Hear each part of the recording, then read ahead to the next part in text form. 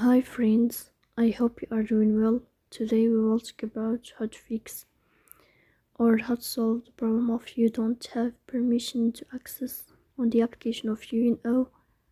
You will go to settings. Here you will click on apps, default apps, app settings. On above here you will search about UNO and you will click. In this page of app info you will go to first stop and you will click OK.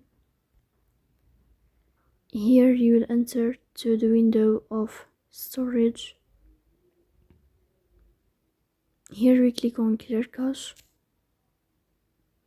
In the end you will turn off your phone and you will wait a moment to restart your phone again to fix that problem.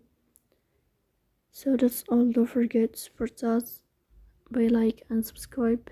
See you next time.